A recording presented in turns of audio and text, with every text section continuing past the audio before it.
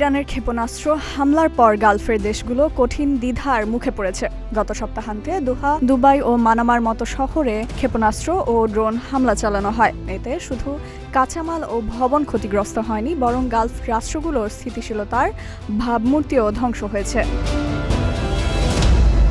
এই হামলা এসেছে মার্কিন যুক্তরাষ্ট্র ও ইসরায়েলের যৌথ আক্রমণের প্রতিশোধ হিসেবে। ওই অভিযান চলাকালীন সময়ে ইরানের সর্বোচ্চ নেতা আয়াতুল্লাহ আলী খামেনি ও অন্যান্য সিনিয়র সামরিক কর্মকর্তাদের মৃত্যু হয়। পাশাপাশি ইরানের বিভিন্ন সামরিক ও সরকারি স্থাপনা ক্ষতিগ্রস্ত হয়। এতে অন্তত 148 জন নিহত হয়েছেন। প্রতিশোধ হিসেবে ইরান ইসরায়েল ও যুক্তরাষ্ট্রের সামরিক লক্ষ্যবস্তুতে হামলা চালায়, যা থেকে সংযুক্ত আরব আমিরাতে অন্তত 3 জনের মৃত্যু ও 58 জনের আহত হওয়ার খবর পাওয়া যায়।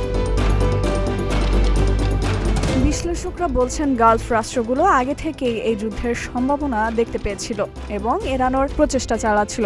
তবে এখন তারা এমন অবস্থায় পড়েছে যেখানে নিরপেক্ষ থাকা মানে নিজেদের সুনাম ও নিরাপত্তার জন্য ঝুঁকি নেওয়া, আর সক্রিয় হওয়া মানে ইসরায়েলের পাশে লড়াই করার অভিযুক্ত হওয়া।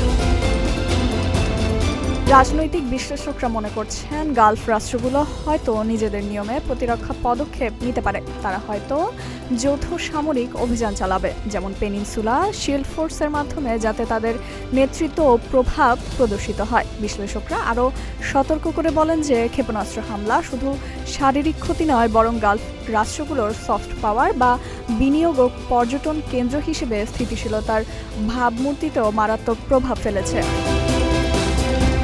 এখন গালফ রাষ্ট্রগুলো দ্রুত কৌশল পরিবর্তন করছে। তাদের পরবর্তী পদক্ষেপ নির্ভর করবে ইরানের বুদ্ধিমত্তাপূর্ণ উত্তরণ দেওয়ার উপর।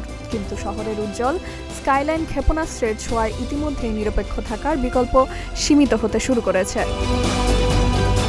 ফাইজা মেহরি নরিন, প্রতিদিনের বাংলাদেশ।